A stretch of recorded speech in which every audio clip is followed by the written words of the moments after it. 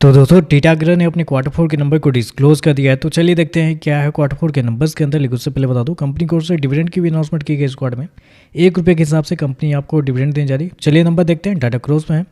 तो देखिए पिछले क्वार्टर में कंपनी 832 करोड़ का रेवेन्यू जनरेट की थी ऑपरेशन के थ्रू। पिछले साल 1005 करोड़, जबकि अभी देखते हैं तो कंपनी का रेवेन्यू घट के 875 करोड़ आपको जाता हुआ देखने को मिला। तो साल से साल जाते हैं, साल से साल कंपनी के रेवेन्यू के अंदर लगभग 13% के आसपास की गिरावट आपको देखने को मिली। क्वार्टरली बेस पे जाते हैं तो क्वार्टरली बेस पे कंपनी के रेवेन्यू के अंदर तेजी आपको देखने को मिली, लगभग 5% के आसपास का जंप आपको देखने को मिला है।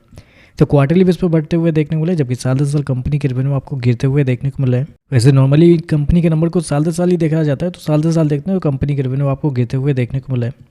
खर्चे की बात करते हैं तो देखिए पिछले क्वार्टर में कंपनी 770 करोड़ खर्च की थी, पिछले साल 934 करोड़, जबकि अभी देखते हैं तो कंपनी खर्चे 809 करोड़ आपको जाता हुआ देखने को मिला। तो खर्चे भी देखते हैं तो खर्चे भी कंपनी के ठीक है, नॉर्मली आपको देखने को मिला है।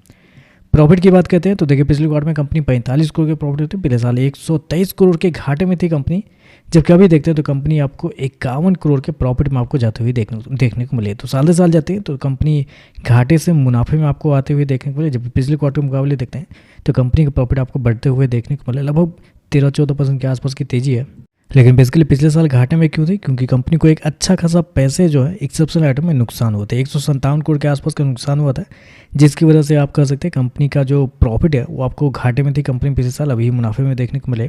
क्योंकि ऑपरेटिंग प्रॉफिट देखने के लिए आते हैं तो पिछले साल 101 करोड़ था, अभी देखते हैं तो गिर के 77 करोड़ आपको देखने को मिला है, जबकि पिछले क्वार्टर में 72 करोड़ के आसपास।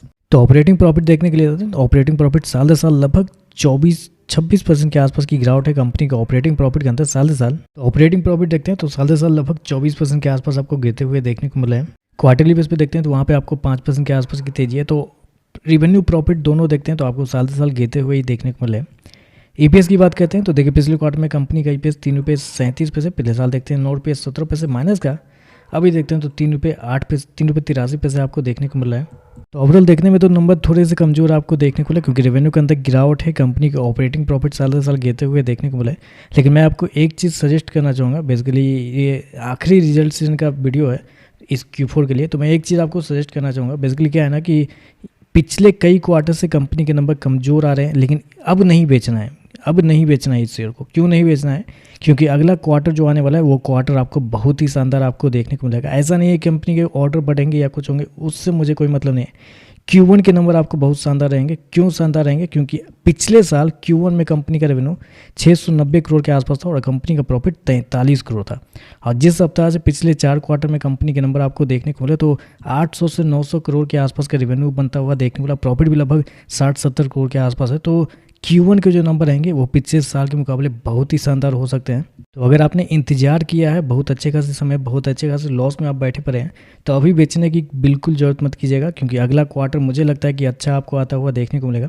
पिछले क्वार्टर में Q3 में मैंने एक ही रिजल्ट सजेस्ट किया था, जो था हमारा ओलेक्ट्रा ग्रीनटेक।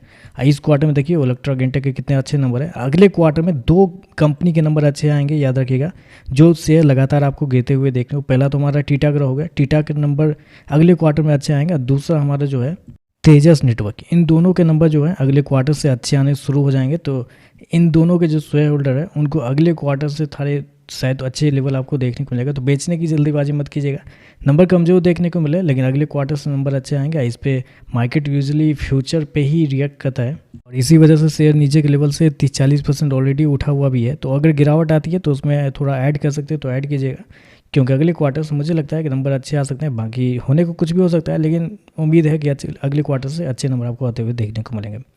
तो चलिए बस इस वीडियो में बस इतना ही। वीडियो पसंद आए तो लाइक कीजिएगा, साथ में साथ चैनल को सब्सक्राइब जो कीजिएगा। धन्यवाद।